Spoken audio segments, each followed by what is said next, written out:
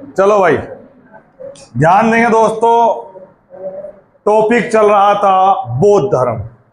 बौद्ध धर्म में आज हम करेंगे बौद्ध धर्म से रिलेटेड कुछ बढ़िया बढ़िया बातें।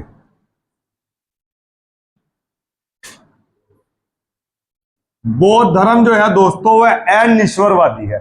अनिश्वरवादी का मतलब है जो ईश्वर की सत्ता को नहीं मानता।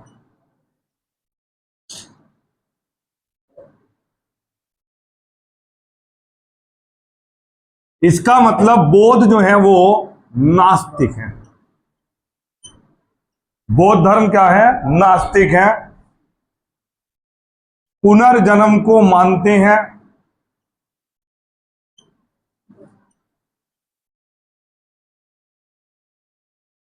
कर्म में विश्वास है।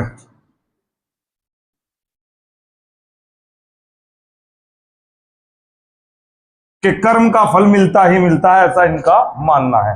याद रखना दोस्तों,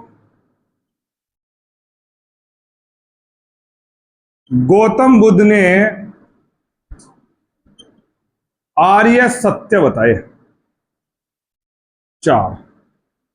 गौतम बुद्ध ने आर्य सत्य कितने बताए? 4 बताए। कि जीवन में हर एक व्यक्ति के 4 सत्य कन्फर्म है, होने ही होने। सबसे पहले दुख। दुख तो होगा ही होगा किसी ना किसी बात का।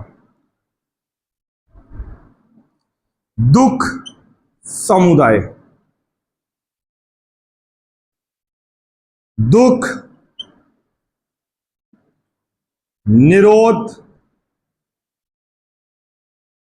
दुख निरोध। निरोध का मतलब होता है उपाय। नंबर 4 है दुख निरोध गामिनी प्रतिपदा। तो याद रखना दोस्तों, गौतम बुद्ध ने जीवन में 4 आर्य सत्य बताए। पहला दुख। दुख तो होगा ही होगा, किसी ना किसी चीज का दुख है। अब तुझे सबसे बड़ा दुख है कि मेरे पास सरकारी नौकरी नहीं है। पर जैसे ही तू फॉर्म भरने के लिए जाता है और एग्जाम सेंटर पे जाता है तो तुझे सारे दुख ही मिलते हैं वहां कि मेरी नौकरी नहीं है तो इसकी भी नहीं है। यानी मेरे जैसे लाखों की भीड़ है। तो गौतम बुद्ध ने कहा दुख तो है, पर बाहर निकल के देख, दुख का समुदाय है, हर एक व्यक्ति दुखी है। दुख निरोध, लेकिन हर एक दुख का उपाय भी है। क्या उपाय है? नौकरी अड्डा विधिमानसु चैनल देख, उपाय उपाय है। यह है उपाय। उसे चैनल को फॉलो कर, नौकरी तेरे घर आएगी। दुख निरोध गामिनी प्रतिपदा, इसका मतलब यही है दोस्तों, जो नियम है उन्हें फॉलो करो। और नियम क्या है? वीडियो देख तू, और वीडियो देख, फॉलो कर, टेस्ट दे, सिलेक्शन तेरे घर होगा, घर आएगी तेरे नौकरी चल के। तो ऐसा गौतम बुद्ध ने 4 दुनिया के आर्य सत्य बताए। रट लो, दुख, दुख समुदाय, दुख निरोध और दुख निरोध गामिनी प्रतिपदा। मतलब जो ये उपाय है, उपाय पर चलना। और याद रखना, उपाय पर चलने के लिए क्या करना पड़ेगा? मेहनत करनी पड़ेगी। तो दोस्तों, मुझे दुख है मेरी नौकरी नहीं लगी, पर मुझे खुशी इस बात की है कि मेरे जैसे कईयों की नहीं लगी, मैं अकेला नहीं हूं। उसके बाद उपाय है मेहनत। एक ही उपाय है, अगर नौकरी चाहिए तो मेहनत। और दुख निरोध गामिनी प्रतिपदा में क्या कहते हैं गौतम बुद्ध के जो उपाय है, जो मेहनत है उसे कर, तेरे दुख अपने आप कट जाएगा। समझ में आया? बुद्ध धर्म में दोस्तों अगर मैं बात करूं, बौद्ध धर्म में त्रिरत्न है। धम्म, बुद्ध, धम्म, संघ। धम्म का मतलब है धर्म, बुद्ध का मतलब है बोध से बना प्रकाशमान, और संघ का मतलब है ग्रुप। और इस बोध संघ में जुड़ने के लिए 15 वर्ष की आयु अनिवार्य है। यानी कि अगर आपको बौद्ध धर्म में संघ से जुड़ना है तो आपकी आयु कम से कम कितनी होनी चाहिए? 15 साल। कितनी होनी चाहिए? कम से कम 15 साल। और याद रखना, प्रजापति गौतमी जो इनकी सौतेली मां थी, प्रजापति गौतमी, नीचे देखना दिख रहा है क्या साहब? प्रजापति गौतमी संघ में जुड़ने वाली पहली महिला बनी। समझ में आया? तो पहली महिला बनी दोस्तों। तो बुद्ध धर्म में आपने 3 रत्न पढ़े, बुद्ध धम्म संघ। 4 आर्य सत्य पढ़े, दुख दुख समुदाय, दुख निरोध गामिनी प्रतिपदा, पुनर्जन्म को मानते हैं। ठीक है दोस्तों। इसके बाद मैं बात करता हूं, यहां याद रखना है आपको, पहला धर्म है जिसने शूद्र और महिलाओं को समान अधिकार दिया।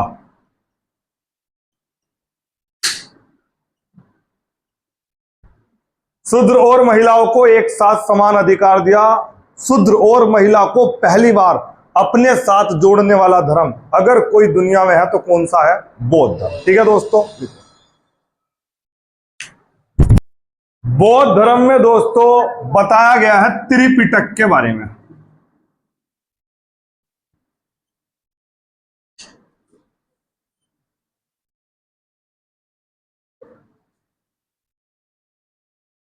अभिधम्म पिटक,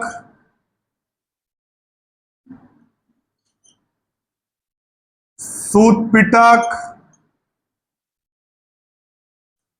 और विनय पिटक।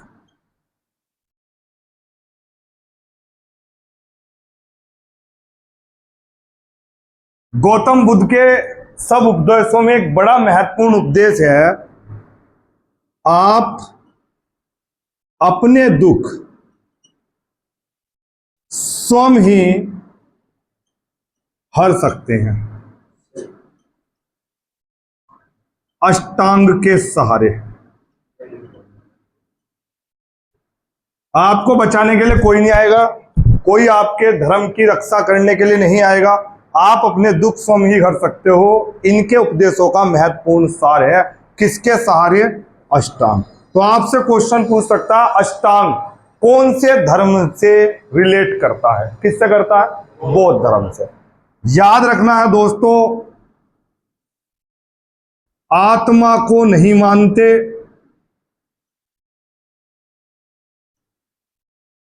और दोस्तों 80 वर्ष की आयु में 483 ईसा पूर्व 80 वर्ष की आयु में महापरिनिर्वाण अर्थात मृत्यु। और गौतम बुद्ध की बहुत ही जबरदस्त बात है दोस्तों, गौतम बुद्ध का जन्म, गौतम बुद्ध को ज्ञान प्राप्ति, मैं लिख दूं यहां, देखना दिखाई दे रहा है क्या? यहां दिखाई दे रहा है क्या वीडियो में? गौतम बुद्ध जो है दोस्तों, इनका जन्म, इनकी ज्ञान प्राप्ति और इनका महापरिनिर्वाण तीनों दोस्तों एक ही दिन हुए,